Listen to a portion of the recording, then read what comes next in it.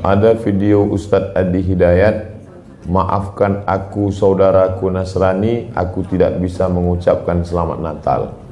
Karena orang yang mengucapkan selamat Natal, maka dia sudah mengakui tiga. Yang pertama, mengakui bahwa Isa anak Tuhan. Yang kedua, mengakui bahwa Isa lahir 25 Desember. Yang ketiga, mengakui bahwa Isa mati di palang salib. Ketiga-tiga ini dibantah oleh Al-Quran. Bahwa Isa anak Tuhan dibantah. Laqad kafaral ladzina qalu innallaha salisu salasah. Kafirlah orang yang mengatakan Isa Trinitas dan anak Tuhan. Tentang Nabi Isa lahir tanggal 25 Desember dibantah. Ketika Maryam memegang Isa, tidak ada makanan karena terlahir di tepian kota. Allah memerintahkan menggoncang pangkal batang pohon korma, tusakit alaiki rutaban jania, gugur buah korma yang mengkal. Buah korma mengkal ada pada musim panas bulan Juli Agustus. Ketika Isa lahir, kambing-kambing sedang digembalakan di padang rumput, sedangkan bulan 12 rumput tidak tumbuh karena tertutup salju. Maka 25 Desember bukan hari kelahiran Isa, tapi hari raya merayakan Dewa Mitra, Dewa Matahari, yang diambil oleh Kaisar Konstantin dari Konstantinopel. Lalu kemudian tentang Isa mati di palang salib dibantah Al-Quran. Wa ma qataluhu, mereka tidak membunuhnya. Wa ma salabuhu, mereka tidak menyalibnya. Walakin syubbihalahum, ada orang lain yang diserupakan wajahnya dengan Isa. Dialah Yudas Iskariot, murid Isa yang menjual imannya dengan beberapa keping uang emas. Saya punya kawan Kristen Masehi, tapi dalam masalah hubungan baik, masalah ngasih makanan, masalah beri pakaian, oke. Tapi kalau sudah terkait dengan akidah, wala ana abidu ma'abadtum wala antum abiduna ma'abud lakum dinukum waliyadin. Tentang masalah tahun baru, apakah 1 Januari itu bersih, tidak ada hubung kait dengan agama? Maka tidak benar. 1 Januari 2018 Masehi, seolah-olah Masehi terkait dengan Al-Masih Isa alaihissalam. Itu kalender dibuat oleh Kaisar Julian dari Romawi kuno. Kaisar Julian membuat kalender, maka dibuat nama dia Kaisar Julian, maka disebut Julian kalender. Lalu kemudian Julian kalender dibawa ke Vatikan, dirobah oleh Kaisar Raja Pendeta Paus Vatikan bernama Paus Gregorius. Maka sampai sekarang disebut dia dengan Gregorian kalender. Lalu kemudian ketika terbentuk PBB, United Nation, Persatuan Bangsa-Bangsa, bingung mau pakai kalender apa? Di dunia banyak sekali kalender. Maka diseragamkanlah, dipakailah Gregorian kalender. Yang sebelumnya kita kerajaan Pasundan, kerajaan Demak, kerajaan Riau, Sendripura, itu pakai kalender Hijriah. Termasuk Yogyakarta pakai kalender Saka, karena Sultan Agung Jawa mengkawinkan antara kalender Jawa dengan kalender Hijriah. Karena ingin mendamaikan antara Jawa dengan Islam. Maka setiap menyambut tahun baru Saka, sekaligus menyambut tahun baru Hijriah. Kalender Masehi muncul belakangan, tidak tepat penisbatannya kepada Al-Masih, karena Isa tidak tahu menahu tentang itu. Itu murni diambil oleh Kaisar Gregorius, yang diambilnya ke Vatikan menjadi Gregorian kalender. Jadi kita menyatakan tahun baru, betul tahun baru, tapi tahun baru Romawi. Tahun baru Romawi, jangan kaitkan kepada Isa alaihissalam, dia masih terkait. Adapun tahun baru Jepang tak ada terkait dengan akidah. Nah, ini tahun kalender yang baru. Tidak meyakini bahwa dengan kalender yang baru ini nasib berubah menjadi baru. Siapa yang asap malam itu paling banyak mengepul ke atas, maka rezekinya yang paling murah. Lalu membakar ayam sampai 2000 ekor. Nah, oleh sebab itu saya anjurkan anak-anak muda, remaja-remaja masjid, tanggal 31 malam tanggal 1, setiap masjid semuanya buat kajian, iktikaf, zikir, muhasabah, supaya jangan keluyuran ke sana kemari. Hanya 2 saja. Anak-anak muda pergi ke masjid mulai jam 10, jam 11, jam 12, jam 1, jam 2, atau habis isya tidur. Saya nggak bisa tidur Pak Ustadz. Biasa malam kalau nggak bisa tidur, habis isya makan Antimo 2. Nguap tidur langsung. Man lazimal istighfar. Siapa yang banyak beristighfar, Allah berikan 4. Ja'alallahu lahu min kulli dhiqin makhraja. Segala kesempitannya dilapangkan Allah. Sempit hatinya dilapangkan Allah. Sempit dadanya dilapangkan Allah. Wali ma min kulli hammin faraja. Segala kesusahannya diberikan Allah kemudahan. Susah rezekinya, susah hidupnya, susah pikirannya, susah urusannya, dimudahkan Allah. Wa razaqahu min haitsu la yahtasib. Diberi Allah rezeki dari jalan yang tidak disangka-sangka, yang tidak diduga-duga, datang rezeki itu. Siapa yang menjanjikan? Nabi Muhammad SAW. Nabi bicara dari mana? Wa ma yantiqu 'anil hawa in huwa illa wahyun yuha. Dia bicara bukan mengikuti hawa nafsunya, melainkan dari wahyu yang dibawa oleh Jibril dari Allah Subhanahu wa taala. Memperbanyak istighfar. Yang keempat, wa ma kana Allahu mu'adzibahum wa hum yastaghfirun. Allah tidak akan menurunkan azab wa hum yastaghfirun selama mereka mau beristighfar. Oleh sebab itu, kenapa tsunami tidak datang? Kenapa gunung tidak meletus? Kenapa air yang dari laut tidak naik ke darat? Kenapa tidak terjadi gempa bumi? Masih ada di Sidrap yang beristighfar. Masih ada orang yang bangun malam, salat sunat taubat menjelang subuh. Wabil ashari yastaghfirun. Menjelang azan subuh, di waktu sahur dia memperbanyak istighfar. Sependek-pendeknya astaghfirullah. Agak panjang astaghfirullahalazim, lebih panjang astaghfirullahalazim alladzi la ilaha illa huwal hayyul qayyum wa atubu ilaih. Yang lebih afdal sayyidul istighfar, Allahumma anta rabbi la ilaha illa anta khalaqtani wa ana 'abduka wa ana 'ala 'ahdika wa wa'dika mastata'tu a'udzu bika min syarri ma sana'tu abu'u laka bi ni'matika 'alayya wa abu'u bi dhanbi faghfirli fa innahu la yaghfiru dzunuba illa anta. Dibaca dia setelah subuh, dijaga Allah sampai zuhur. Dibaca setelah zuhur, dipelihara sampai asar. Dibaca selepas asar, dijaga sampai maghrib. Dibaca sehabis maghrib, dijaga sampai isya. Dibaca habis isya, dijaga sampai subuh. Allahumma anta rabbi la ilaha illa anta khalaqtani wa ana 'abduka, aku hambamu, wa ana 'ala ahdika, aku dalam perjanjian denganmu, wa wa'dika, aku dalam MOU denganmu, mastata'tu, sesuai kemampuanmu, abu'u laka bi ni'matika 'alayya, aku datang menghadapmu dengan nikmatmu, nikmat mata, nikmat telinga, nikmat otak, nikmat hati, nikmat buah pinggang, nikmat kaki, nikmat tangan. Wa abu'u bi dzambi, tapi justru aku datang membawa dosa. Aku datang membawa nikmat, tapi justru aku datang membawa dosa. Dosa telinga, dosa mata, dosa lidah, dosa hati. Mestinya aku datang membawa nikmat, datang membawa pahala. Wa abu bi dzambi, tapi justru aku datang membawa dosa. Tapi aku yakin dan percaya, fa innahu la yaghfiru dzunuba illa anta. Tak ada yang bisa mengampunkan segala dosa kecuali engkau. Di musim pandemi yang selama ini selesai sholat hanya 3 kali saja. Assalamualaikum warahmatullah, Assalamualaikum warahmatullah, Astaghfirullahaladzim, Astaghfirullahaladzim, Astaghfirullahaladzim. Diperbanyak istighfar.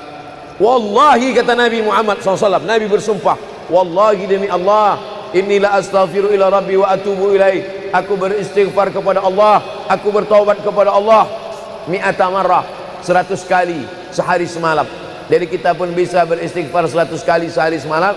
Kalau kita hitung jari kita ini sendinya ada 20, 1, 2, 3, 4, 5, 6, 7, 8, 9, 10, 11, 12, 13, 14, 15, 16, 17, 18, 19, 20.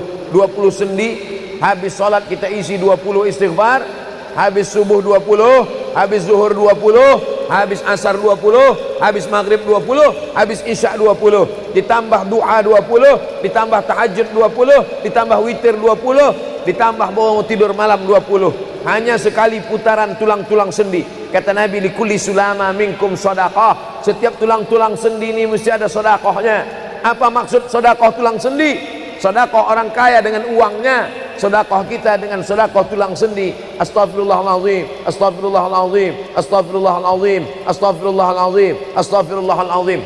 Allah menjanjikan balasan-balasan yang disampaikan oleh Nabi Muhammad sallallahu alaihi wasallam. Tapi di antara yang paling afdal di antara zikir ini semua adalah afdalu zikri la ilaha illallah. Tidak ada zikir yang paling afdal daripada la ilaha illallah. Maka kita baca la ilaha illallah, la ilaha illallah, la ilaha illallah, ditutup dengan kalimatu haqqin 'alaiha nahya, dengan itu kita hidup, wa 'alaiha namutu, dengan itu kita mati, wa bi'anu ba'su, dengan itu kita akan dibangkitkan di padang mahsyar. Hidupnya dengan la ilaha illallah, matinya dengan la ilaha illallah. Kenapa disebut hidupnya dengan la ilaha illallah? Karena waktu awal hidupnya ayahnya mengazankan ke telinganya, asyhadu an la ilaha illallah. Itulah makna alaiha nahya, dengan itu kita hidup. Kenapa disebut alaiha namutu, dengan itu kita mati? Karena matinya ditalqinkan ke telinga sebelah kanan, la ilaha illallah. Matinya pun dengan la ilaha illallah. Wa bi'anu ba'su, nanti dia dibangkitkan di padang mahsyar juga dengan kalimat la ilaha illallah. Tapi jangan lupa, orang yang hanya berkata la ilaha illallah tidak diakui Islamnya. Orang yang hanya berkata la ilaha illallah tidak diterima amalnya sebelum dia sepasang dengan Muhammadur Rasulullah. Oleh sebab itu maka salawat, apalagi hari ini hari Jumat, Sayyidul Ayyam, kata Nabi, perbanyaklah salawat pada hari Jumat. Allahumma salli ala Sayyidina Muhammad wa ala ali Sayyidina Muhammad. Allahumma salli ala Sayyidina Muhammad wa ala ali Sayyidina Muhammad. Allahumma salli ala Sayyidina Muhammad wa ala ali Sayyidina Muhammad. Khusus pada hari Jumat. Hari yang lain kita berselawat, tapi pada hari Jumat maka kita perbanyak solawat, solawat, solawat, solawat. Inna salatakum ma'rudatun alayya. Solawat kamu dari rumah kamu, dari tempat kamu bersolawat. Solawat orang sidrap dibawa ke Masjid Nabawi. Solawat orang sidrap dibawa ke makam Nabi. Allahumma salli ala Sayyidina Muhammad dari Masjid Agung Sidrap dibawa ke Masjid Nabawi di kota Al-Madinah Al-Munawwarah. Lalu kemudian sahabat bertanya, kaifa salatuna ma'rudatun alaika wa qad arimta? Bagaimana solawat kami dibawa ke makammu padahal engkau sudah mati, meninggal dunia? Bukankah orang yang mati itu tidak hidup? Bukankah orang mati itu dimakan cacing tanah? Apa jawab Nabi? Innallaha harramal arda ajsadal anbiya. Allah mengharamkan tanah memakan jasad para nabi. Jadi sahabat Nabi itu rasional, sahabat Nabi itu berpikir, sahabat Nabi itu bukan hanya diam, sahabat Nabi itu bukan hanya nerima saja, sahabat Nabi itu bertanya, bagaimana mungkin salawat kami bisa dibawa ke makammu padahal kau sudah mati dimakan cacing tanah? Nabi menjawab, innallaha harramal arda ajsadal anbiya. Allah mengharamkan tanah memakan jasad para nabi. Hari Jumat, pagi Jumat, petang Jumat, malam Jumat, memperbanyak salawat lebih daripada hari biasanya. Allahumma salli ala Sayyidina Muhammad wa ala ali Sayyidina Muhammad. Membaca surat Al-Kahfi. Man qara'a surat Al-Kahfi yaumal jumu'ati. Siapa yang membaca surat Al-Kahfi hari Jumat, pagi Jumat, siang Jumat, sore Jumat, malam Jumat, adha'a lahu min nur. Allah berikan dia cahaya, pencerahan, terang pandangannya, terang matanya, terang pikirannya, terang hatinya. Kalau sudah gelap, kita suntuk. Makanya anak kecil tidak boleh mati lampu. Kalau ada anak kecil malam mati lampu, napasnya bisa sesak. Kenapa sesak? Sempit dadanya. Itu maknanya kalau Allah kasih kita terang cahaya karena membaca surat Al-Kahfi hari Jumat. Tapi jangan sampai menyuruh orang baca surat Al-Kahfi, ternyata yang ceramah ini belum baca surat Al-Kahfi. Bacalah surat Al-Kahfi. Ustaz sudah baca? Oh, saya ngajak aja. Enggak. Sebelum ceramah saya baca dulu. Malam Jumat, tadi malam. Habis sholat tahajud, duduk, baca surat Yasin, baca surat Al-Kahfi. Supaya waktu menyampaikannya plong. Karena kalau kita hanya menyuruh saja tidak mengamalkannya, terasa di dalam hati. Bacalah surat Al-Kahfi. Pembohong. Oleh sebab itu saya mengajak, tapi saya sudah baca duluan. Man qara'a surat Yasin lailatal Jum'ah. Siapa yang membaca surat Yasin malam, tidak hanya malam Jumat. Man qara'a Yasin fi lailatin, tak ada disebut malam Jumat. siapa yang baca surat Yasin pada suatu malam, malam Senin, malam Selasa, malam Rabu, malam Kamis, malam Ahad, malam Jumat, ghufira lahu, asbaha maghfuran lah, waktu subuh dia sudah diampunkan Allah. Adapun surat Al-Kahfi tadi malam, malam Jumat, pagi Jumat, siang Jumat, sore Jumat, sampai nanti sebelum matahari tenggelam, dan dari salat asar sampai matahari tenggelam, waktu mustajab untuk berdoa, didoakan segala kebaikan-kebaikan. Sayyidul Ayyam, induk dari segala hari. Berapa banyak orang amat sangat ingin hidup di hari ini tapi meninggal kemarin sore. Berapa banyak amat sangat ingin hidup di bulan ini tapi sudah didahului oleh ajal, janji kepada Allah Subhanahu wa taala. Jangan ada sedetik pun waktu yang sia-sia, yang kosong hampa tanpa kita isi dengan amal kepada Allah Subhanahu wa taala. Man shalla alayya salatan, siapa yang bersolawat satu kali, sallallahu alaihi biha asyra, Allah balas 10 kebaikan. Huttan anhu asyara sayiat, ditutupi 10 kesalahan. Wa rufi'at lahu asyara darajat, dinaikkan 10 darajat tingkatan kemuliaan. Satu kali salawat 10 dosa diampunkan, 10 kebaikan pahala dituliskan, 10 derajat kemuliaan diangkat, dinaikkan di hadapan Allah Subhanahu wa taala. Oleh sebab itu maka hari ini kita perbanyak solawat, pertemuan solawat, berjumpa dengan orang bersolawat, dan kita memang melakukan tradisi-tradisi itu. Ketika ada orang mau menikah bersolawat, anaknya akikah bersolawat, acara walimah bersolawat, khotib khutbah Jumat kalau tidak bersolawat batal Jumatnya. Orang yang sedang sholat kalau dia tidak bersolawat menurut mazhab Syafi'i batal sholatnya. Orang yang berdoa kalau tidak bersolawat doanya tergantung tidak dikabulkan Allah. Majlis kita kalau tidak ada selawat maka majlis itu berubah menjadi majlis antanajifah, majlis bangkai, majlis busuk, majlis berbau. Oleh sebab itu tidak ada cara lain menolak ini semua adalah dengan cara bersolawat, solawat dan solawat. Itu poin yang ketiga. Poin yang keempat, di antara menjauhkan kita dari bala ini, tolak bala ini adalah shadaqatus sirri tadfa'u mitatas su'. Sodakoh menolak bala, mati su'ul khatimah.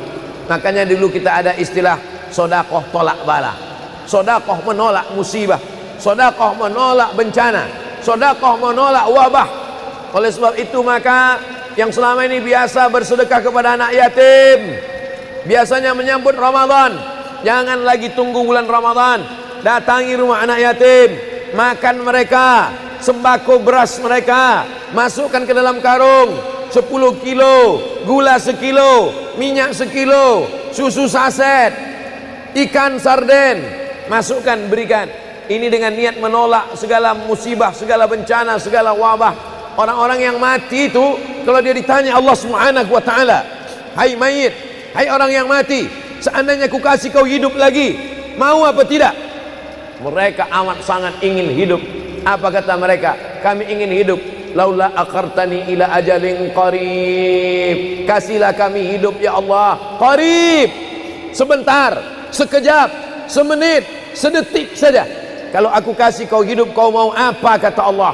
Mereka menjawab, dalam Al-Quran diceritakan, laula akhartani ila ajalin qarib, kalau kau kasih aku hidup walaupun sedetik saja, fa as-saddaqa, aku mau bersedekah ya Allah. Kenapa orang mati itu tidak berkata, kasih aku hidup sedetik saja, aku mau haji dan umrah? Tidak ada. Kasih aku sedetik saja, aku mau pergi berjihad? Tidak. Kasih aku sedetik saja, aku mau sholat sepanjang malam? Tidak. Mereka mengatakan, fa'as-saddaqa, aku mau bersedekah. Mengapa orang mati itu kalau dihidupkan mau bersedekah?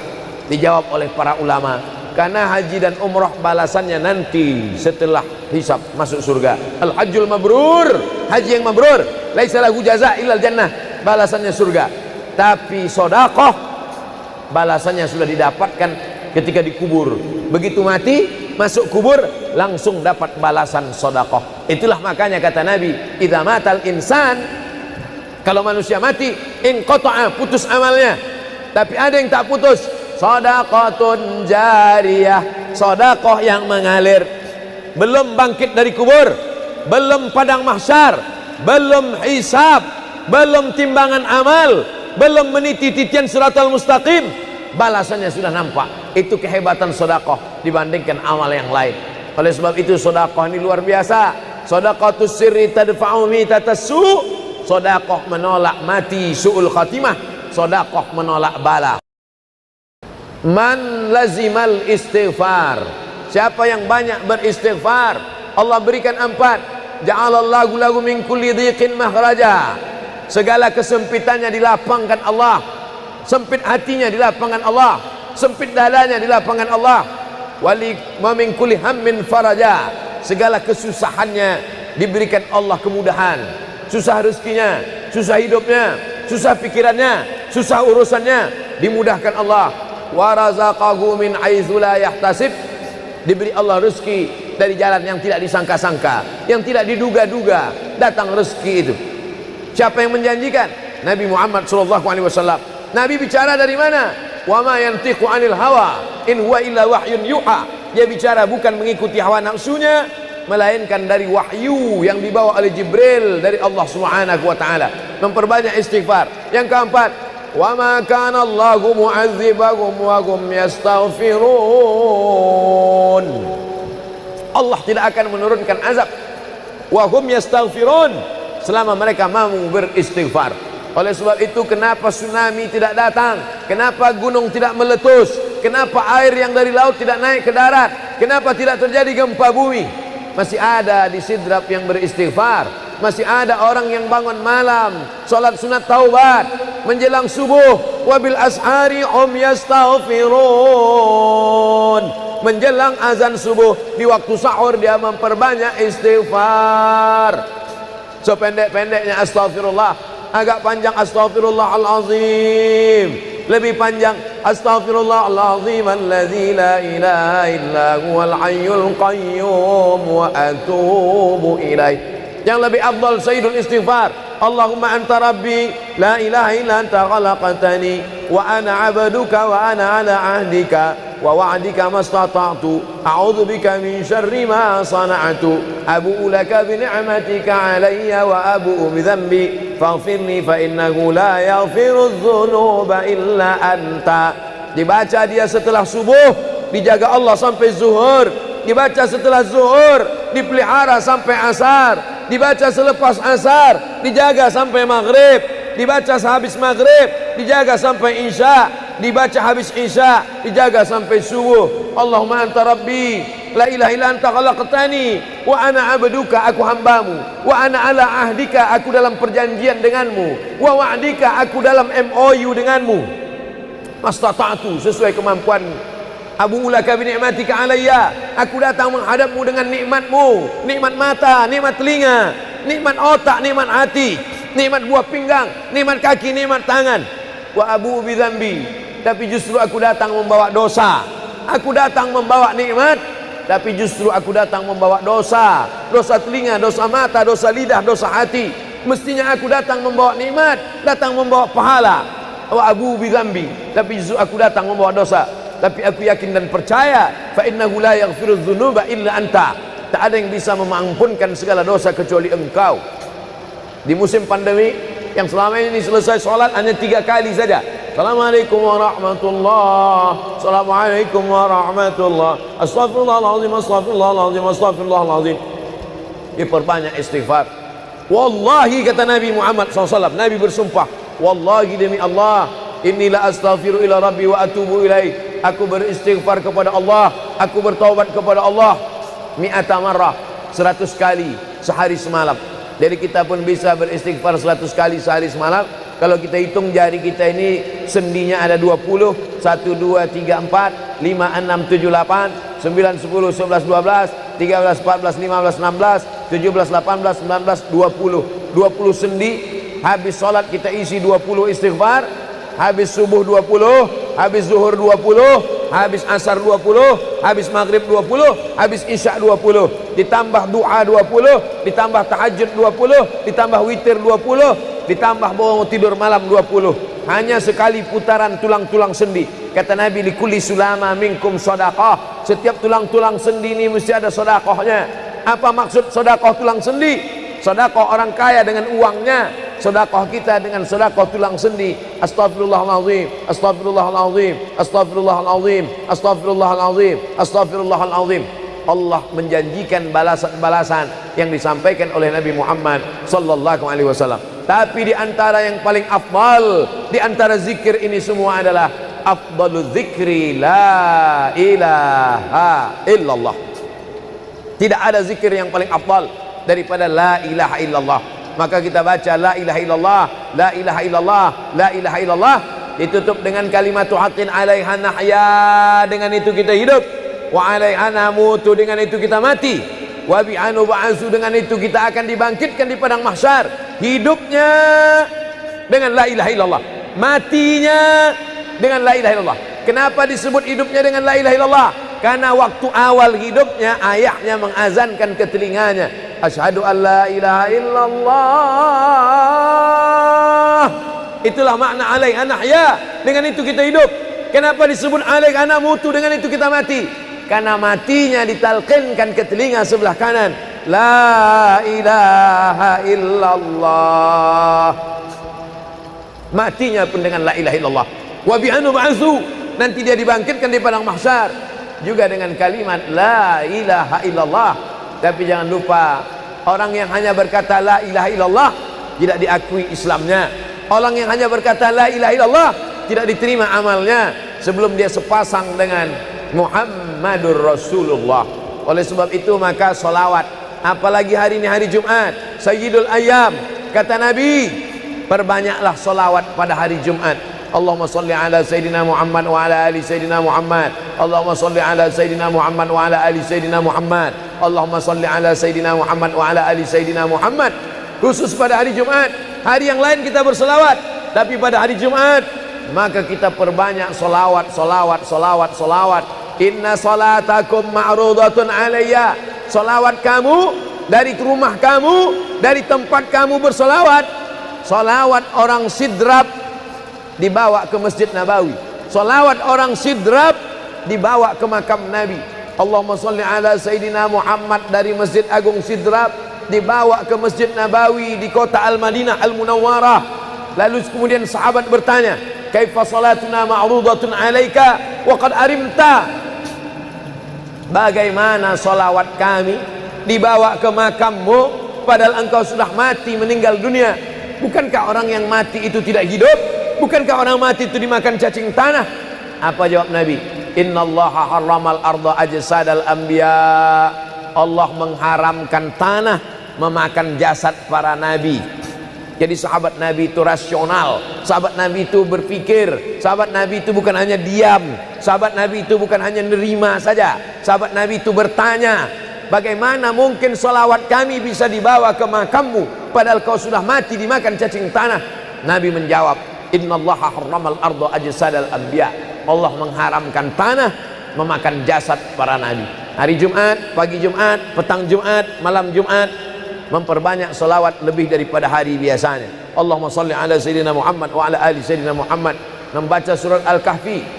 Man qara'a surat Al-Kahfi yaumal jumu'ati. Siapa yang membaca surat Al-Kahfi hari Jumat, pagi Jumat, siang Jumat, sore Jumat, malam Jumat, adha'a lahu min nur.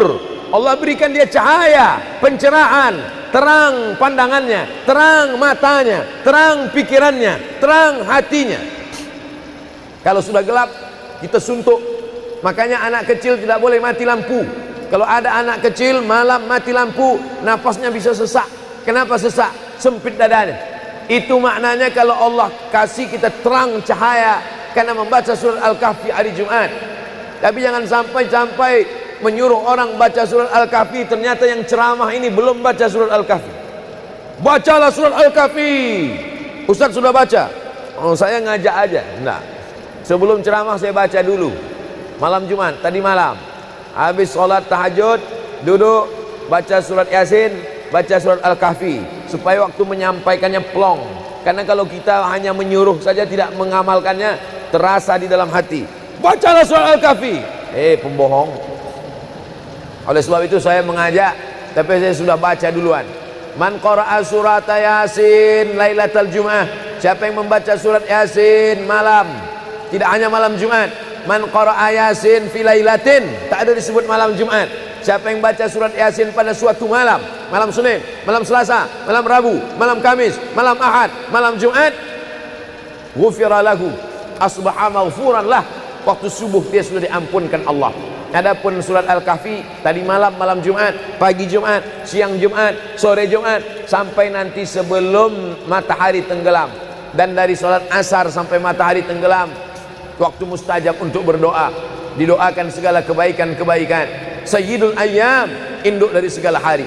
Berapa banyak orang amat sangat ingin hidup di hari ini, tapi meninggal kemarin sore. Berapa banyak amat sangat ingin hidup di bulan ini, tapi sudah didahului oleh ajal, janji kepada Allah Subhanahu wa taala.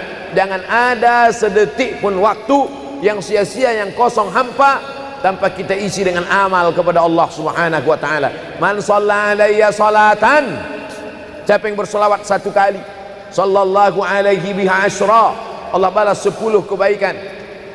Huttan anhu asyara sayiat, ditutupi 10 kesalahan. Wa rufi'at lahu asyara darajat, dinaikkan 10 darajat tingkatan kemuliaan. Satu kali salawat 10 dosa diampunkan, 10 kebaikan pahala dituliskan, 10 derajat kemuliaan diangkat, dinaikkan di hadapan Allah Subhanahu wa taala. Oleh sebab itu maka hari ini kita perbanyak solawat, pertemuan solawat, berjumpa dengan orang bersolawat, dan kita memang melakukan tradisi-tradisi itu. Ketika ada orang mau menikah bersolawat, anaknya akikah bersolawat, acara walimah bersolawat, khotib khutbah Jumat kalau tidak bersolawat batal Jumatnya. Orang yang sedang sholat kalau dia tidak bersolawat, menurut mazhab Syafi'i batal sholatnya. Orang yang berdoa kalau tidak bersolawat, doanya tergantung tidak dikabulkan Allah. Majlis kita kalau tidak ada solawat, maka majlis itu berubah menjadi majlis antanajifah, majlis mangkai, majlis busuk, majlis berbau. Oleh sebab itu tidak ada cara lain menolak ini semua adalah dengan cara bersolawat, solawat dan solawat. Itu poin yang ketiga. Poin yang keempat, di antara menjauhkan kita dari bala ini, tolak bala ini adalah shadaqatus sirri tadfa'u mitatas su'. Sedekah menolak bala, mati su'ul khatimah. Makanya dulu kita ada istilah sedekah tolak bala. Sedekah menolak musibah, sedekah menolak bencana, sedekah menolak wabah.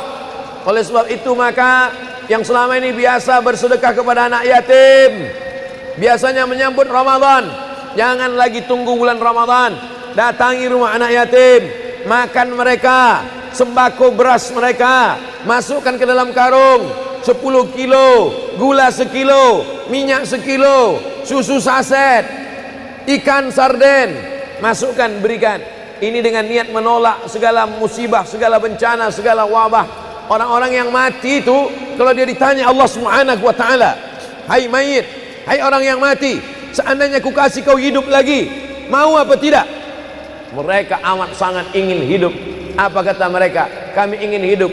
Laula akhartani ila ajalin qarib, kasihlah kami hidup ya Allah qarib, sebentar, sekejap, semenit, sedetik saja. Kalau aku kasih kau hidup, kau mau apa? Kata Allah.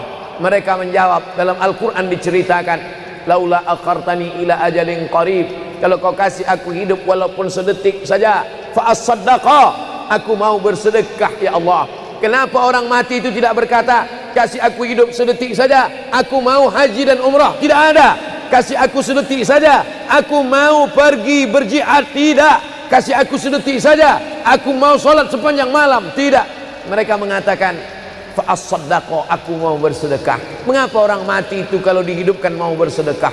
Dijawab oleh para ulama, karena haji dan umrah balasannya nanti setelah hisab masuk surga. Al-hajjul mabrur, haji yang mabrur, laisa lahu jaza illal jannah, balasannya surga.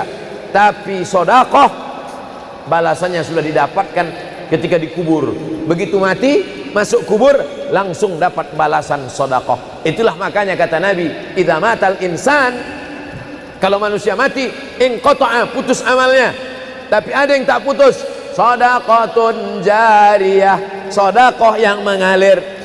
Belum bangkit dari kubur, belum padang mahsyar, belum hisab, belum timbangan amal, belum meniti titian siratal mustaqim, balasannya sudah nampak. Itu kehebatan sedekah dibandingkan amal yang lain.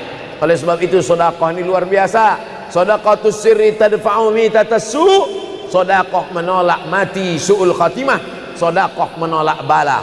Alhamdulillah, Allahumma salli ala Sayyidina Muhammad wa ala ali Sayyidina Muhammad. Kullu amrin zibalin, semua amal yang baik, walam yubda' bihamdillah, kalau tidak diawali dengan alhamdulillah, pujian kepada Allah, fahuwa aqta', maka amal itu putus. Makna putus, putus sampai di dunia saja, tak boleh dibawa sebagai bekal menghadap Allah. Maka kita ingin amal kita malam ini tidak putus, maka kita awali dengan alhamdulillahi rabbil alamin. Setiap majlis kalau tidak disebut namanya, maka majlis itu antanajifah, majlis yang busuk, majlis bau, majlis bangkai. Maka kita sebut namanya, Allahumma salli ala Sayyidina Muhammad wa ala ali Sayyidina Muhammad. Laisa minna, bukan golongan kami, kata Nabi SAW. Man lam yarham saghirana, sesiapa yang tidak sayang kepada budak anak kecil, walam ya'rif syarafa kabirina, tidak hormat kepada orang tua, maka dia tidak diperakui sebagai umat Nabi Muhammad SAW. Semua anak-anak muda-muda, belia-belia yang saya sayangi, para alim ulama, tuan-tuan guru, datuk-datuk, datin-datin, semua yang berhadir ini insyaallah dimuliakan Allah Subhanahu wa taala. Amin ya rabbal alamin. Tajuk kita malam ini 8 keutamaan orang yang bersedekah menurut Al-Qur'an dan sunnah Nabi Muhammad sallallahu alaihi wasallam. Keutamaan yang pertama, kalau orang mati itu ditanya, apakah kamu mau hidup lagi? Maka orang mati itu menjawab, tapi belum ada orang yang mati hidup lagi. Macam mana kita boleh tahu dia menjawab? Sebab diceritakan Allah dalam Al-Quran. Apa kata mereka? A'udzubillahi minasyaitonirrajim. Laula akhartani ila ajalin qarib. Kalaulah kami yang sudah mati ini diberi masa lagi, ajal masa, qarib pendek, sikit, kejap. Kalaulah kami boleh dibagi masa hidup lagi walaupun sikit, walaupun kejap, apa yang ingin mereka lakukan? Fa as-saddaqa, kami ingin bersodaqah. Mereka tak ada kata kalaulah kami boleh hidup lagi kami ingin jihad, tak ada. Kalau boleh hidup lagi kami ingin pergi haji, tak ada. Mereka katakan fa as-saddaqa, kami ingin bersodaqah. Kenapa sedekah? Kenapa bukan perang? Maka ulama membagi jawaban.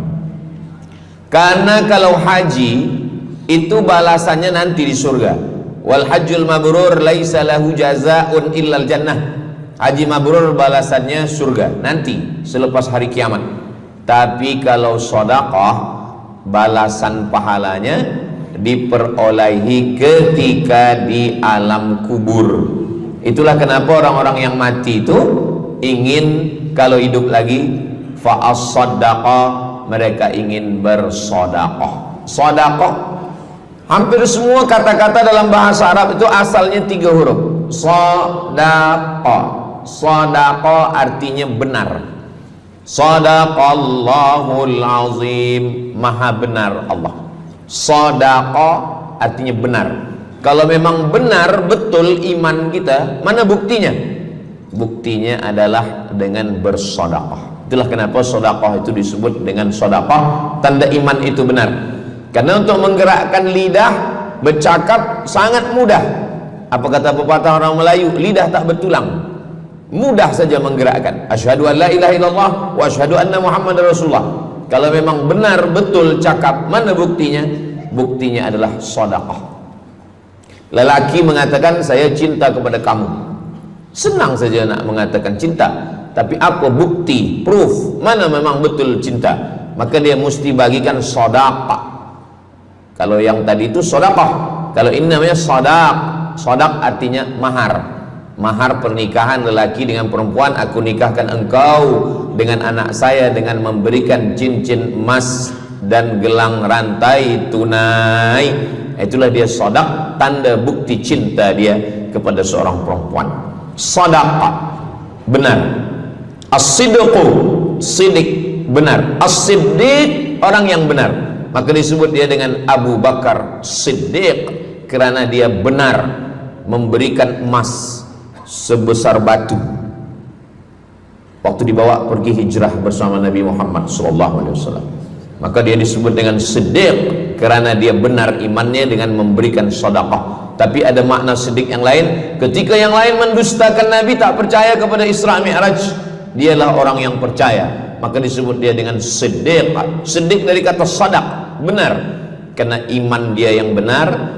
Mana bukti, proof bahwa iman dia benar? Dia bersedekah, membagikan emasnya sebesar batu. Nama dia Abu Bakar Siddiq. Nama ayah dia Abu Quhafah. Ayah dia tak Islam. Apa kata ayah dia? Habislah emas Abu Bakar itu dibawa Muhammad sallallahu alaihi wasallam. Anak Abu Bakar itu namanya Asma. Asma, mana emas ayah kamu? Dah habis dibawa Muhammad. Dia benci betul dengan Nabi Muhammad. Datang Asma, dia ambil batu, dia masukkan ke dalam kain. Kata Asma, emas ayah tu masih ada dalam kain, Datuk. Lalu Abu Quhafah memegang. Abu Quhafah ni buta, dia tak nampak. Oh ya, masih ada lagi. Rupanya emas itu sudah dibawa hijrah bersama Rasulullah sallallahu alaihi wasallam. Makanya kata Nabi, "Lau anfaqa ahadukum mithla Uhudin zahaban." Seandainya ada di antara kamu yang boleh berwakaf emas walaupun sebesar bukit Uhud. Bukit Uhud itu panjangnya 7 km. Seandainya ada di antara kamu yang boleh berwakaf emas sebesar bukit Uhud, itu tak sampai setengah tapak tangan Sayyidina Abu Bakar Siddiq. Kenapa? Sebab kalau sekarang ada orang bersedekah banyak, memanglah sekarang sudah aman. Tapi masa itu masa susah, masa payah, Abu Bakar Siddiq menunjukkan bukti keimanannya. Ini keutamaan yang pertama menurut Al-Quran. Kenapa orang bersedekah? Kerana orang-orang mati, kalau dia boleh bagi tambah umur hidup lagi, mereka berkata, fa'as-sadaqah, kami ingin bersedekah. Itu yang pertama. Yang kedua, sampai berapa nih? Sampai 8. Tadi saya dibagi tahu Ustadz sampai 8, atau tak pun sampai 8, kalau dah habis 60 menit habis. Yang kedua, idzas sama'um fatarat, langit terbelah, wa idzal kawakibun tasarat, planet bertembung, berjatuhan, wa idzal biharu fujirat, lautan diletupkan, tsunami namanya, wa idzal qubur bu'athirat, semua yang dikubur dibangkitkan. Selepas itu kita pun bangkit dari kubur. Innama amruhu idza arada syai'an ayyaqula lahu kun fayakun. Bila kita bangkit, tak ada atap, tak ada dinding, tak ada pokok kayu, semua gunung-gunung macam bulu kambing dihembus angin. Wa takunul jibalu kal ihnil manfush, macam bulu kambing dihembus angin. Di mana kita bernaung? Di mana kita berlindung? Kata Nabi sallallahu alaihi wasallam. Ini yang kedua. Kullu mri'in tahta zilli sadaqatihi, orang akan bernaung di bawah sedekah. Bukan bernaung di bawah haji, bukan bernaung di bawah sembahyang, bukan bernaung di bawah puasa, tapi tempat bernaung atap adalah sedekah. Tapi jangan sebab kita kaji sedekah malam ni, esok subuh tak sembahyang. Awak tak sembahyang, kita bernaung di bawah sedekah. Betul, memang bernaung di bawah sedekah, tapi tiangnya sembahyang. As-salatu imaduddin, sembahyang, salat itu adalah tiang daripada agama. Maka tempat kita berlindung, tempat kita bernaung nanti adalah sedekah. Ada yang tenggelam kerana peluh saking panasnya, ada yang tenggelam kerana peluh sampai ke lutut, ada sampai ke pinggang, ada sampai ke leher, ada yang tenggelam habis. Tapi ada orang yang merasa sejuk, selesa. Kenapa? Kullu mri'in tahta zilli sadaqatihi, orang akan bernaung di bawah sedekah. Orang-orang yang membina masjid, macam mana mahalnya masjid, jutaan ringgit, maka ketika dia mati menghadap Allah Subhanahu wa taala, semua kepanasan, semua terik matahari sejengkal dari ubun-ubun kepala, tapi ada orang yang tahta zilli sadaqatihi, dia akan bernaung di bawah sedekah. Mudah-mudahan panjang umur, Allah bagi kita rezeki supaya kita boleh bernaung di bawah sedekah kita nanti insyaallah. Kita masa siang 12 jam, malam 12 jam, tapi di akhirat nanti khamsin alfasanah, 50.000 tahun, belum tentu lagi diputuskan di pengadilan Allah Subhanahu wa taala. Datang orang menghadap Nabi Adam, wahai Adam, kami sudah kepanasan, kami tak tahan di padang mahsyar ini. Kata Nabi Adam, saya malu menghadap Allah. Dulu kata Allah, la taqraba hadhihi syajarah, jangan dekati pokok kuldi, fatakuna minaz zalimin, nanti engkau jadi orang zalim. Fa azallahuma syaitan, tapi digoda syaitan. Lalu kemudian Nabi Adam bertaubat. Doa yang paling tua doa Nabi Adam, Rabbana zalamna anfusana wa illam taghfir lana wa tarhamna lanakunanna minal khasirin. Datang mereka menghadap kepada Nabi Nuh. Cepatlah Nabi Nuh menghadap kepada Allah supaya diputuskan mahkamah ini. Kata Nabi Nuh, saya malu menghadap Allah. Anak saya Kan'an, masa saya panggil, ya bunayya, wahai anak saya Kan'an, irkam ma'ana, ayo mari naik ke atas perahu sampan ayah.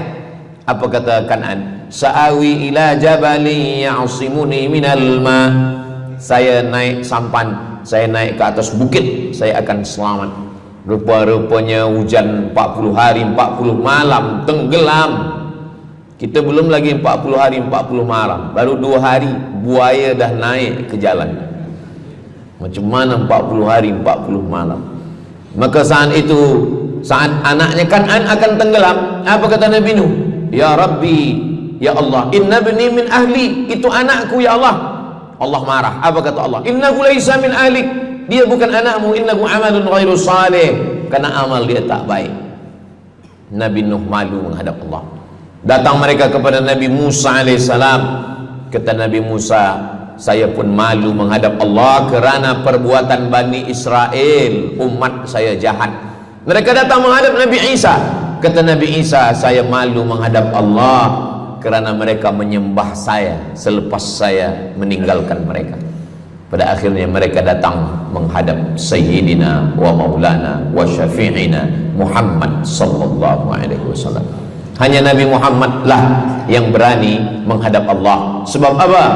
Sebab dia umatnya. Maka walaupun kita umat yang paling kecil, umur paling pendek, badan paling tidak bertenaga, tapi kita adalah umat yang pertama nanti yang akan diputuskan perkara, dan kita adalah umat yang pertama akan masuk ke dalam surga Allah Subhanahu wa ta'ala.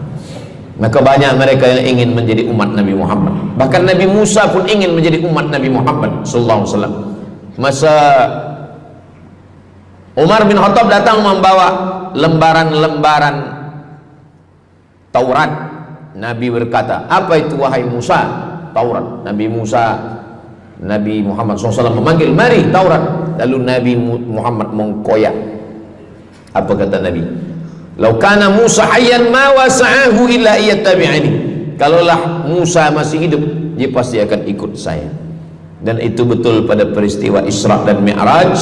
Nabi jadi imam, Nabi Musa jadi makmum, Nabi Isa jadi makmum, Nabi Ibrahim jadi makmum, semua nabi-nabi jadi makmum. Imamnya adalah Sayyidina wa Maulana Muhammad sallallahu alaihi wasallam. Jadi keutamaan yang kedua, kita bernaung di bawah sedekah. Yang ketiga, sadaqatus sirri tutfi'u ghadabar rabbi kama yatfa'ul ma'an nar. Sedekah memadamkan api neraka seperti air yang memadamkan api. Kita kalau nampak api, mudah-mudahan kita selamat daripada terbakar, amin. Lalu kemudian datang api, kita padamkan dengan air. Lalu kemudian macam mana memadamkan api neraka? Air sebanyak apa yang boleh memadamkan? Maka kata Nabi SAW, ketaman yang ketiga adalah sadaqatus sirri tudfi'u ghadabar rabbi, sedekah memadamkan api neraka. Jadi kalau kita dulu banyak silap, banyak salah, banyak dosa, kullu bani Adam, semua manusia ini khata'un, semua pernah salah, pernah mabuk, pernah berzina, pernah minum khamar, pernah berjudi. Kalaupun dia tidak buat dosa yang zahir, pernah hasad, pernah dengki, busuk hati. Maka ketika itu macam mana memadamkan murka Allah dengan istighfar, memadamkan dengan sembahyang, solat, sunat, taubat. Ada satu cara lagi. Dengan cara apa? Memadamkannya dengan sedekah. Tudfi'u ghadabar rabbi, memadamkan murka marah Allah Subhanahu wa taala, padam dengan sedekah. Tapi tentu saja sedekah yang ikhlas kerana Allah Subhanahu wa taala. Datang seorang yang sudah banyak dosa menghadap Nabi, menghadap pendeta Yahudi. Wahai pendeta Yahudi, saya ini banyak salah, banyak dosa. Saya sudah membunuh 99 orang.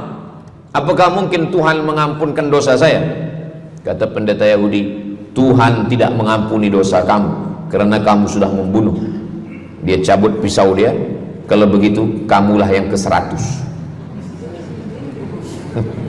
Dia dah bunuh 99. Itu maka saya takut juga kalau datang orang, Ustaz Somad, apakah Allah mengampuni dosa saya? Apa dosa kamu? Membunuh orang. Ayo Allah ampunkan dosa.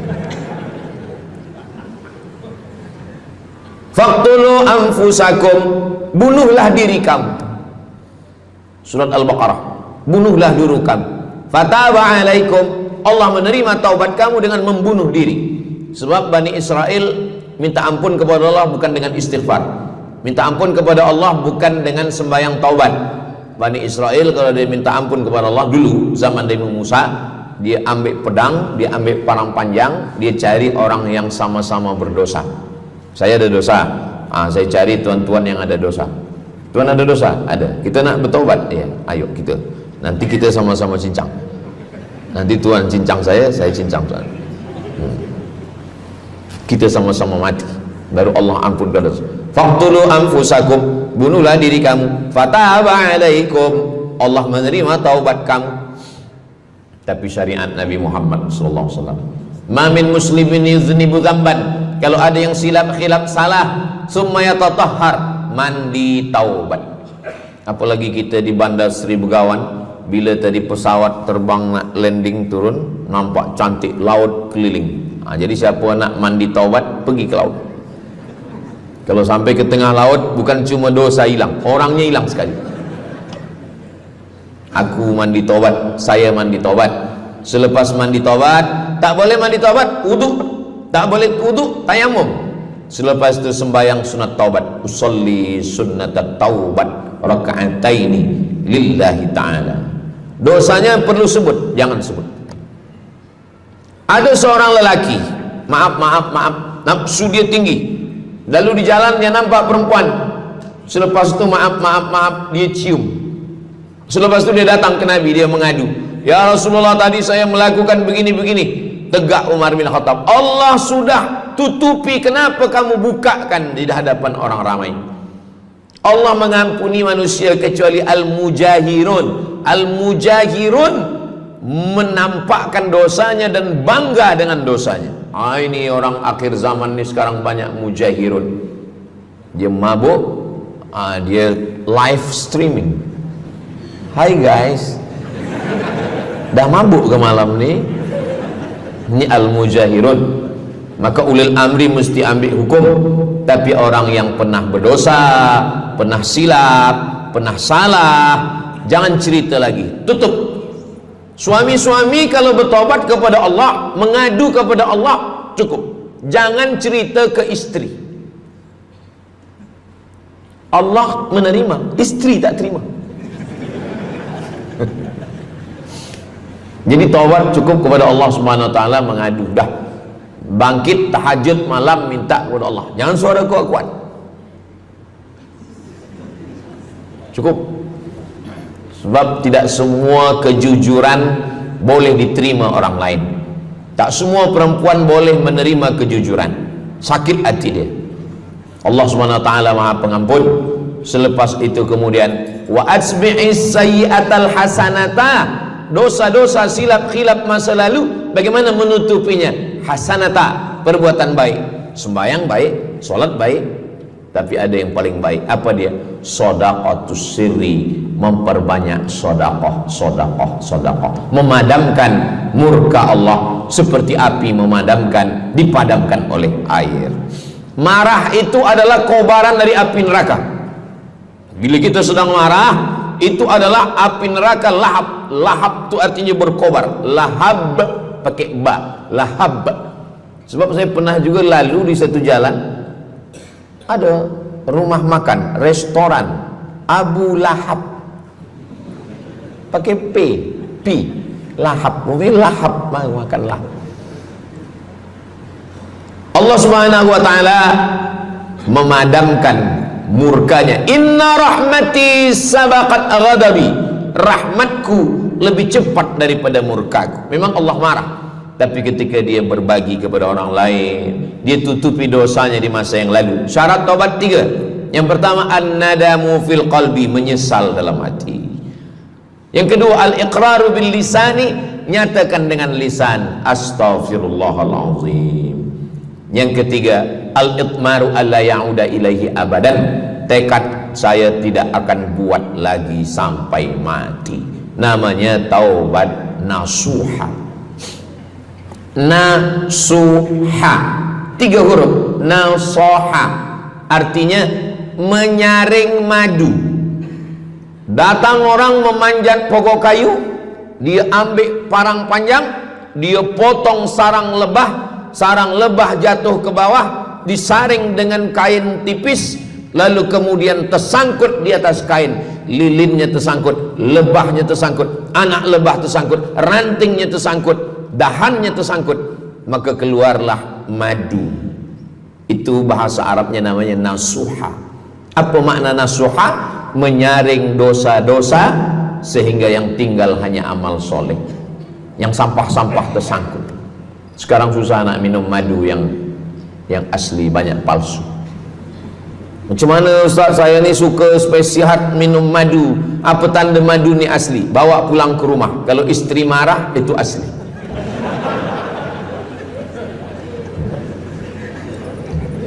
Yang keempat, ini jangan diingat, lupakan. Yang keempat, apa itu keutamaan sedekah? Kata Nabi sallallahu alaihi wasallam, as-sadaqatu, sedekah itu tadfa'u mitatas su', menolak mati su'ul khatimah. Tak ada guna amal elok baik kalau mati dalam keadaan su'ul khatimah. Kita selalu berdoa, Allahumma khtim lana bihusnil khatimah. Maka cara untuk menolak mati su'ul khatimah ini adalah dengan cara sedekah. Banyak orang mati husnul khatimah, bukan ulama,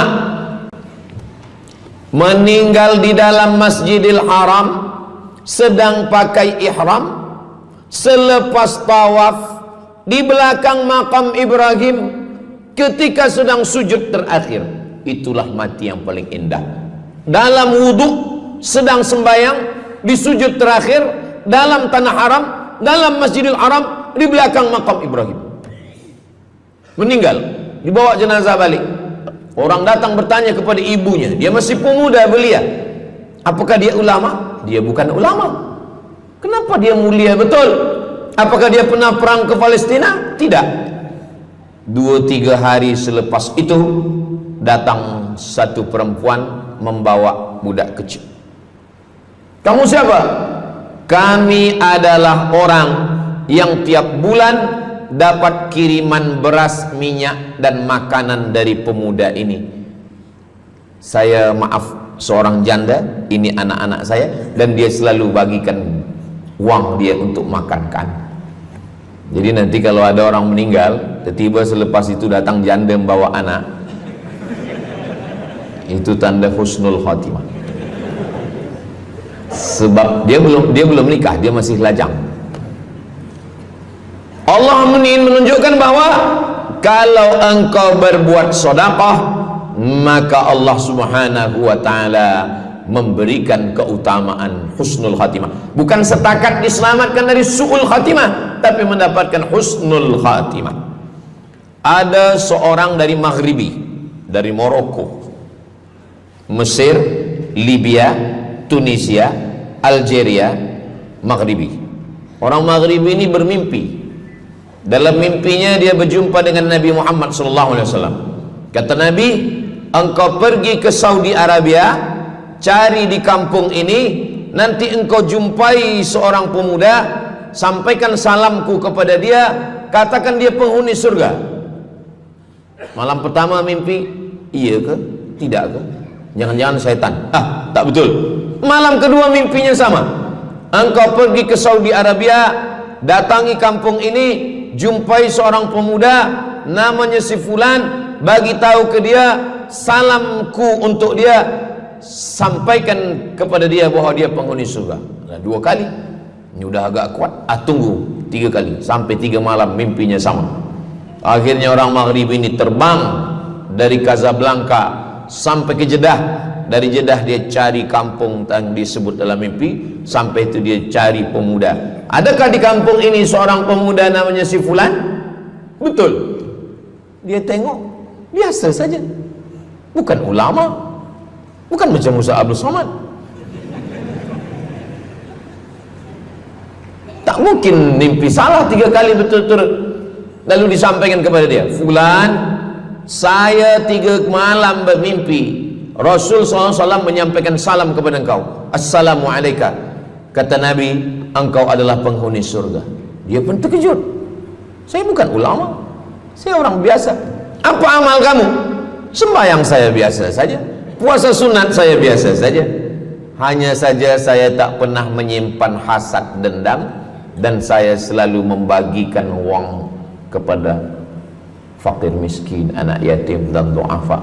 Selepas mendapatkan itu dia pun menangis, dia pun bersedih karena dia merasa dia tak layak dicintai, karena dia merasa banyak silap, banyak salah. Rupanya rahmat Allah itu turun bukan kepada orang yang alim tapi sombong, bukan kepada orang yang kaya tapi takbur, tapi kepada orang yang hatinya hancur berkeping karena takut kepada Allah Subhanahu wa ta'ala. Selepas itu dia pun meninggal dalam keadaan husnul khatimah setelah mendapatkan janji dari Rasulullah sallallahu alaihi wasallam. Apa maknanya?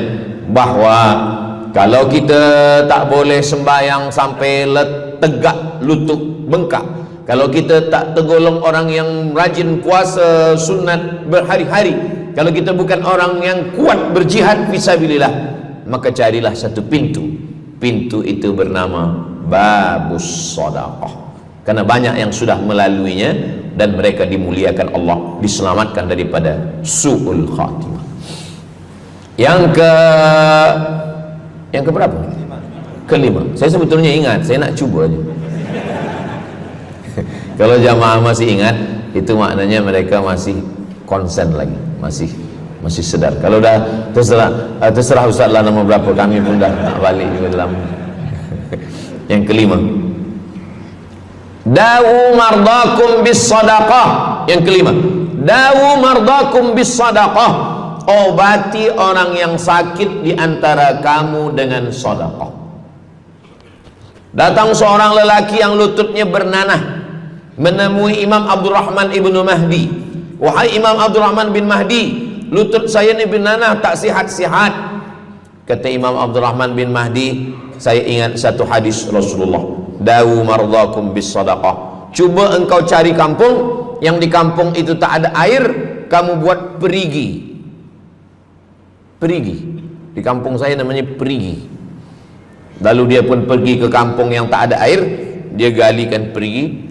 Selepas itu sehari, 2 hari, 3 hari, sepekan, sebulan, lutut dia sihat kering. Dia datang lagi kepada Imam Abdurrahman ibnu Mahdi. Alhamdulillah Imam Abdurrahman ibnu Mahdi, lutut saya sudah sihat. Apa hubungan lutut dengan sedekah? Rupanya setiap orang yang mengambil air untuk minum, untuk berwudu, untuk mandi, untuk memasak, selepas itu mereka berdoa, ya Allah, berikanlah kebaikan kepada orang yang sudah membagikan air ini. Ad-du'a silahul mu'min, doa senjatanya orang beriman. Kisah ini ada dalam kitab Sa'ah wa Sa'ah, Ajaib wa Taraif. Semua ada saatnya. Beberapa kisah-kisah yang ajaib diceritakan oleh Syekh Abu Amr Al-Misri dalam judul buku Sa'ah wa Sa'ah, Gharaib wa Taraif. Sudah diterjemahkan ke dalam bahasa Melayu, judulnya Semua Ada Saatnya. Nama penerjemahnya Abdul Somad. Boleh dicari di google.com. Semua ada saat. Lalu kemudian saya sampaikan hadis ini di masjid. Dawu mardakum bis sadaqah. Obatilah orang yang sakit di antara kamu dengan sedekah. Selepas itu saya turun dari masjid, saya pergi ke kereta, di parking, datang seorang jamaah. Memang yang Ustaz sampaikan tadi betul. Kata saya, memang betul. Takkan saya sampaikan tak betul? Apa maksud awak? Betul. Istri saya kena sakit kista sebesar duit di dalam, maaf, rahim dia. Kata doktor, ini mesti diambil. Kalau tidak dia makin besar, makin besar. Tapi kalau diambil, dicabut, operate, nanti akan, maaf cakap, tercabut rahim sekali. Dan kalau rahim tercabut, maka nanti tidak boleh mengandung. Mendengar itu istrinya menangis, suaminya tersenyum. Yang senyum budak kecil pula. Lalu kemudian rupanya istri dia tahu tentang hadis Nabi, dawu mardakum bis sadaqah, obatilah orang yang sakit dengan bersedekah. Maka dia pun bersedekah, bersedekah, bersedekah, bersedekah. Selepas itu mereka pergi lagi medical check up ke hospital. Sampai di hospital dicek USG, rupanya kista itu makin kecil, kecil, kecil, kecil dan hilang. Doktor tu pula bertanya balik, awak makan apa? Saya makan nasi, kata dia. Minum apa? Minum teh tarik. Saya amalkan hadis Nabi Muhammad SAW, dawu mardakum bis sadaqah. Kata doktor, awak tak perlu operate, dan ini tidak perlu dibelah, dan rahim awak masih boleh mengandung. Istrinya tersenyum, lakinya pula menangis. Begitulah Allah Subhanahu wa ta'ala. Syekh Abu Amr Al-Misri bercerita tentang seorang perempuan di Saudi Arabia. Dia pergi ke Amerika. Kata doktor di Amerika, kamu sudah balik ke rumah, makan kenyang, tidur lelap. Nanti kalau puan-tuan pergi hospital, lalu dokter bercakap, balik ke rumah, makan kenyang, tidur lelap. Itu maknanya malaikat maut dah dekat, tak ada obat. Maka dia pun balik ke Saudi Arabia. Dia ambil harta dia, dia sedekah, dia sedekah, dia sedekah. Dia bagi, sisa dia bagikan baki sikit untuk ahli waris. Selepas itu last kali dia pergi lagi ke Amerika, last medical check up. Apa kata doktor di Amerika? Kami sudah cek, kamu sihat walafiat. Banyak sekali orang-orang yang diberikan Allah Subhanahu wa ta'ala keutamaan dengan sedekah, mukjizat, bahwa Nabi SAW sudah meninggal dunia, tapi mukjizatnya masih ada sampai akhir zaman ini. Di antaranya adalah dawu mardakum bis sadaqah, obatilah orang yang sakit di antara kamu dengan bersedekah. Yang ketujuh, yatsba'ul mayyita salasun, yang mengiringi mayat orang mati ke liang lahat ada tiga. Yang pertama, mal, bahasa Arabnya mal, orang kita menyebut mall, harta. Yang mengiringi manusia ke liang lahat, yang pertama maluhu, harta. Yang kedua ahluhu, istri, anak, menantu, kawan, jiran, sahabat.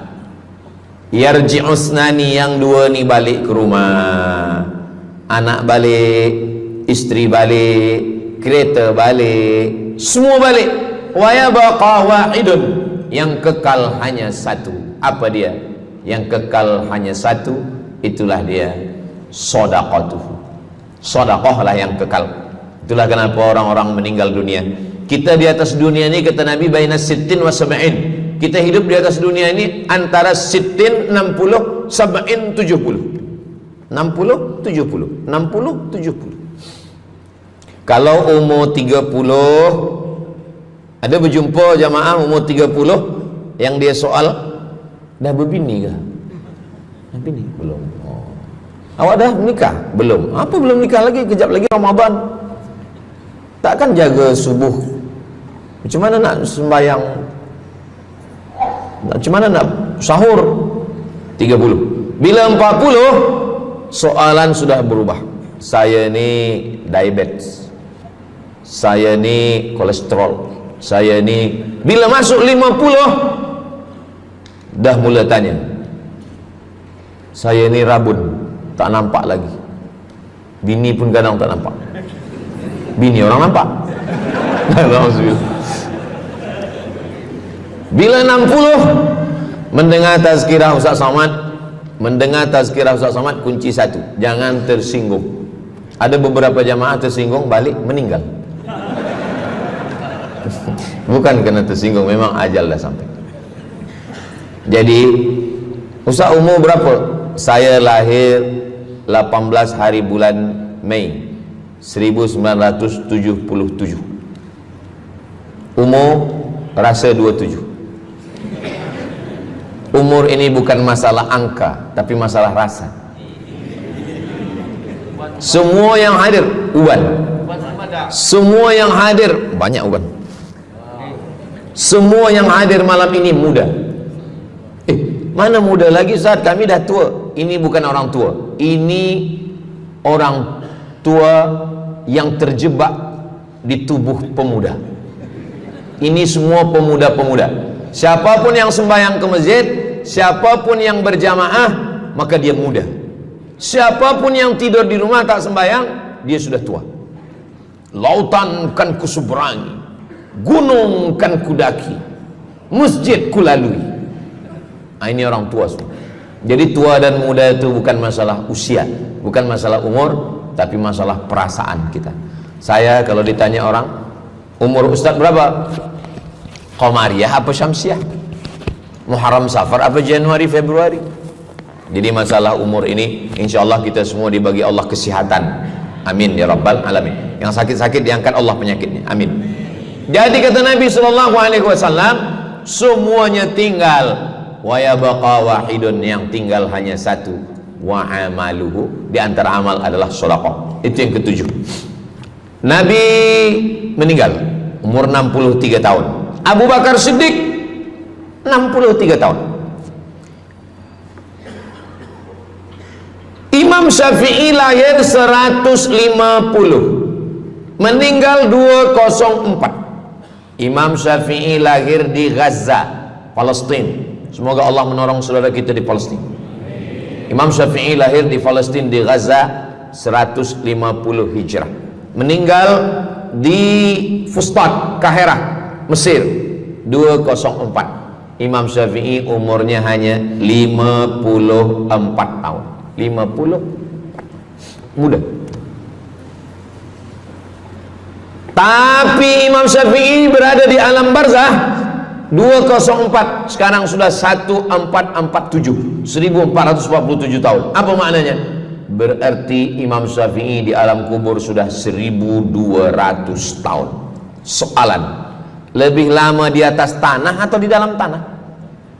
Lebih lama di alam barzah. Di alam rahim 9 bulan 10 hari.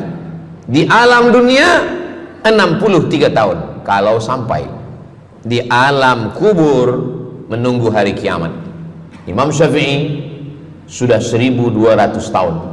Tapi setiap detik, setiap menit, setiap jam, dari maghribi sampai ke Nusantara, semua orang menyebut nama Syafi'i, Syafi'i, Syafi'i, Syafi'i. Setiap kampung ada nama orang Syafi'i, setiap kawasan ada nama orang Syafi'i.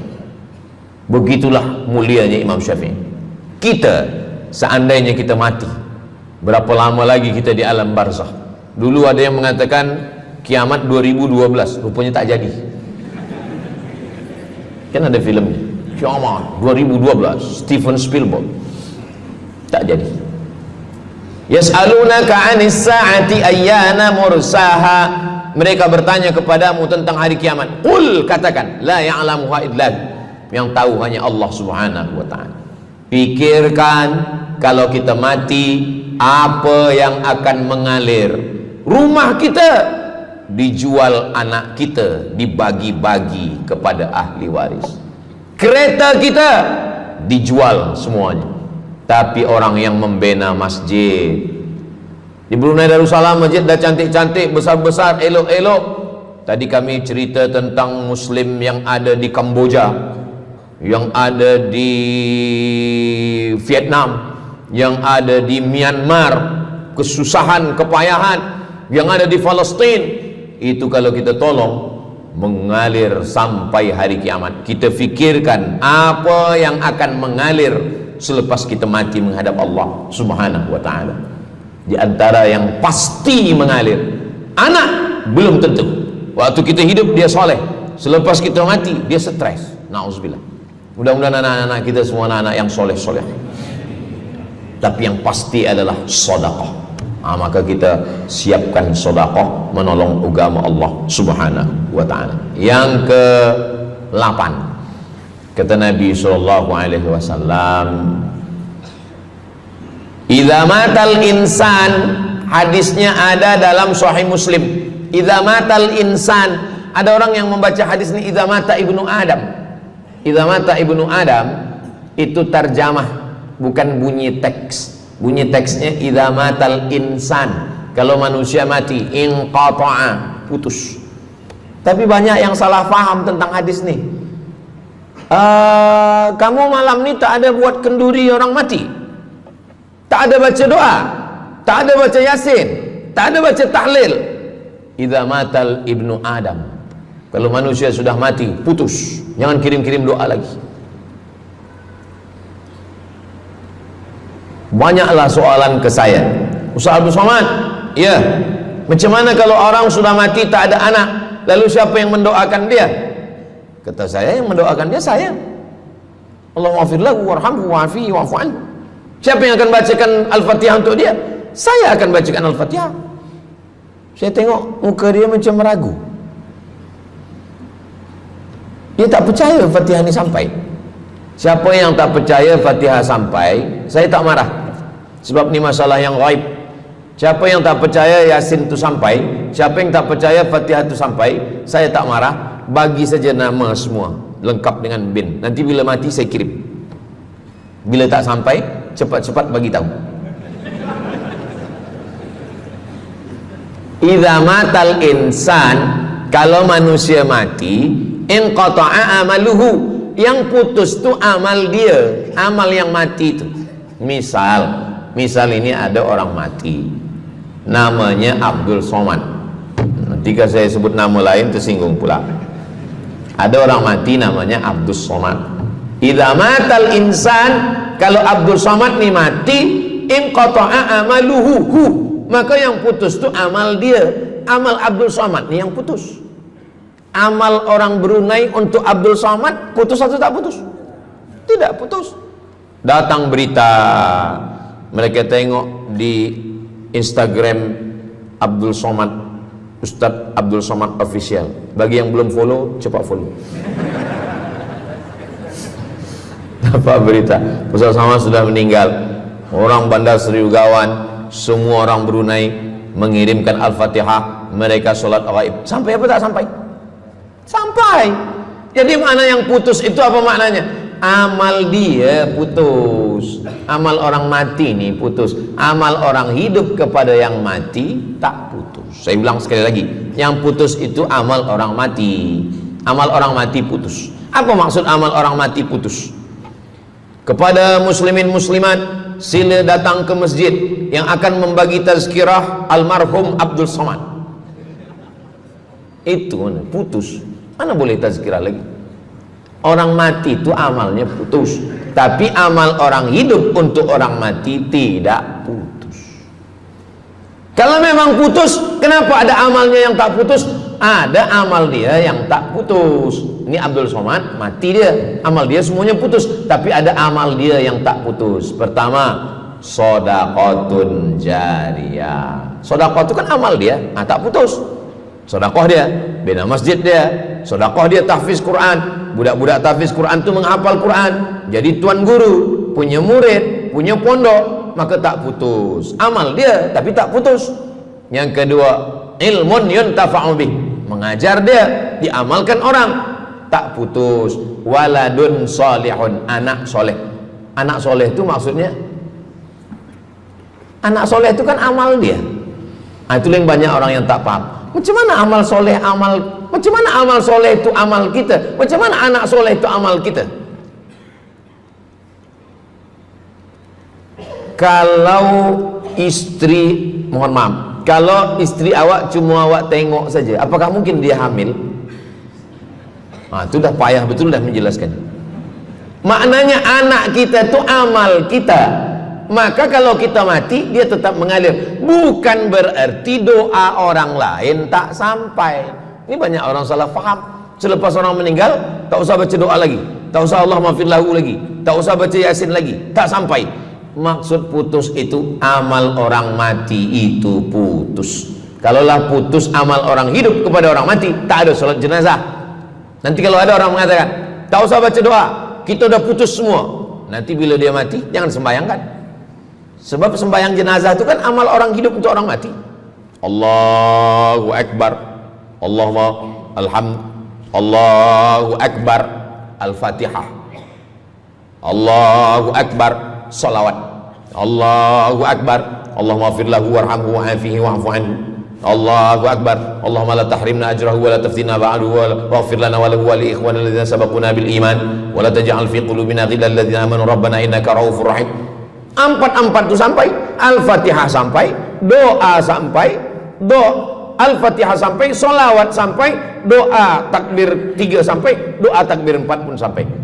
Itu maknanya amal orang hidup sampai, tapi amal orang mati putus.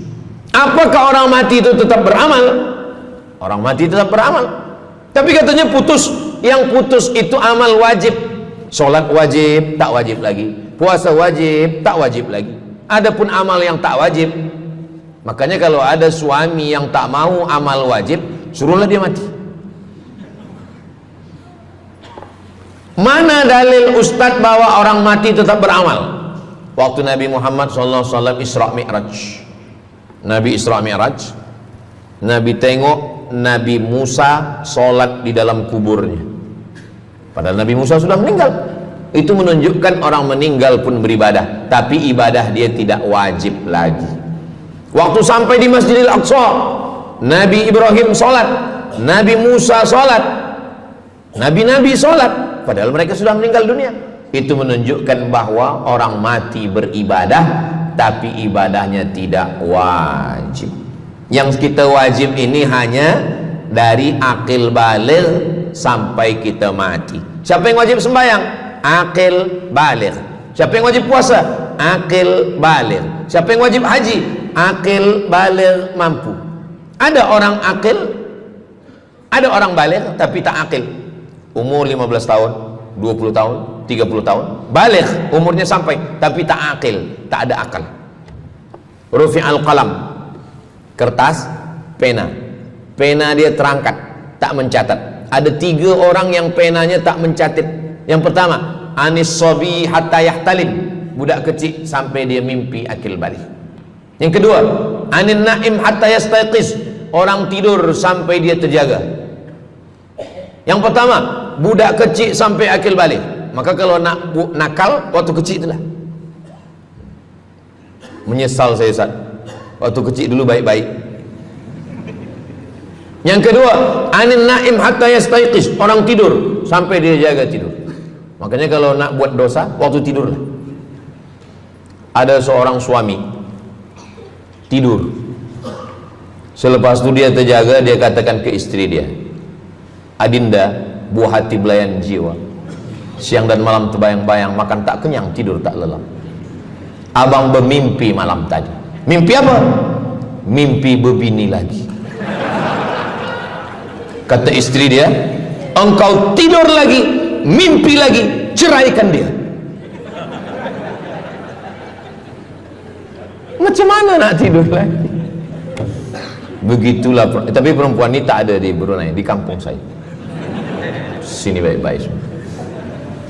Orang tidur dia tidak boleh dihukum, sebab mimpi kita tak boleh buat-buat. Anil naim hatta yastayqiz, orang tidur sampai dia jaga tidur. Anil majnun hatta yafiq, orang gila sampai sehat. Orang gila tak diambil hukum, tak wajib sembahyang, tak wajib puasa. Itu maka kadang isteri kalau ada lelaki tak sembahyang, abang ni gila ke? Kata, aku tergila-gila dengan kamu sayang. Jadi siapa yang wajib? Macam mana dengan orang yang pikun, hilang ingatan? Hilang ingatan bila dari mula zuhur azan sampai waktu asar habis, ingatan dia hilang, maka dia tak wajib sembahyang. Tapi bila dia ingat sekejap, dia wajib lagi. Itu pula masalahnya Ustaz. Laki saya ni hilang ingatan waktu sembahyang je. Lepas tu ingat balik berakal. Kata orang kalau sudah tua kita mengalami namanya demensia. Manusia demensia, amnesia. Amnesia tak ingat apa-apa, semua lupa. Tu maka kita bila nak pergi ke mana-mana guna helmet, sebab bila kepala ni terantuk lupa. Ada kawan saya, dia hafaz Quran 30 juz, ceramah tazkirah ke mana-mana, bawa kereta jatuh. Kata dia banyak ayat-ayat yang hilang, maka aku kalau sembahyang ayat pendek-pendek. Kata saya, bang, di kampung saya dulu kalau ada radio yang dah tua yang rosak, itu biasa kita pukul mau elok balik. Cuba antukkan sekali lagi, kata saya. Kata dia, aku takut kalau aku antukkan Fatihah ni pula hilang. Maka Islam ini datang menjaga 5. Pertama, menjaga akal. Tak boleh minum khamar, tak boleh guna khamar, narkotik. Menjaga diri, tak boleh bunuh diri. Menjaga kehormatan, tak boleh menghina orang. Menjaga agama, tak boleh membawa aliran sesat, ateis, tak percaya, kekafiran. Menjaga harta, tak boleh ada mencuri, tak boleh ada dusta, tak boleh ada akad bohong, tak boleh ada tipu, tak boleh ada gharar, tak boleh ada zulm, tak boleh ada ghish. Man ghasyana falaysa minna, siapa yang menipu kami maka dia bukan golongan kami. Jadi berdasarkan 8 keutamaan ini, kalau ingat 8-8-nya alhamdulillah. Tak ingat 8, ingat 7, ingat 6, ingat 5, ingat 4, ingat 3, ingat 2, ingat 1. Satu pun tak ingat, innalillah. Tapi insyaAllah kita boleh ingat semua. Sebab apa? Sebab tazkirah malam ini direkodkan. Nanti boleh ditonton ulang di channel Ustaz Abdul Somad Official. Jangan lupa subscribe, like, share, and comment. Jamaah yang dimuliakan Allah Subhanahu Wa Taala, tadi saya mula pukul 8.15, sekarang sudah pukul 8.10. Jadi saya di mana-mana tazkirah memanglah 60 menit, 600 ml. Tapi rupanya botolnya kecil. Jadi sebenarnya setengah jam pun cukup. Jadi dari 8 tadi itu semua membagi kita semangat. Kalau ada orang yang mengatakan Islam ini agama yang menyuruh kita tak usahlah berniaga, tak usahlah bertanam kelapa sawit, tak usahlah bertanam kelapa, tak usahlah buka ikan, tak usahlah bertani. Sesungguhnya Islam ini agama yang menyuruh kita berusaha. Masuk masjid, Allah maftah li abwaba rahmatik. Keluar masjid, Allahumma inni as'aluka min fadlik. Kenapa keluar masjid minta rezeki? Sebab peniaga, pedagang, bisnismen dapat duit. Duitnya bukan untuk dunia, duitnya untuk akhirat. Jadi kalau ada orang mengatakan kereta tak dibawa mati, siapa kata kereta tak dibawa mati? Kereta boleh dibawa mati. Kereta yang macam mana? Kereta wakaf. Ada kereta 10, wakafkan untuk tahfiz Quran. Masa mak saya meninggal, berpesan dia, nanti kalau aku mati, tolong kuburkan aku di samping makam ayahku. Dari tempat saya, rumah saya ke kampung mak saya jauh, 10 jam naik kereta. hospital tak nak bagi kereta ambulan. Maka selepas itu saya azam dalam diri saya, nanti kalau ada duit, kita buatkan kereta wakaf ambulan. Siapapun saja yang sakit meninggal, free. Alhamdulillah kami ada yayasan tabung wakaf umat namanya, 2 kereta ambulan sekarang. Siapapun yang sakit, free. Naik kereta ni free, syaratnya 2, sakit mati. Alhamdulillah, sesiapa saja datang boleh. Jadi saya rasa sakit hati, dalam hati saya itu, saya mesti azamkan, tekadkan ini. Begitu juga dengan tahfiz, guru-guru, cikgu-cikgu, pelajar-pelajar, buatkan kereta. Begitu juga dengan rumah. Apa kata orang? Untuk apa bina rumah elok-elok, rumah besar? Rumah tak dibawa mati. Rumah boleh dibawa mati. Rumah yang mana? Rumah tahfiz Quran.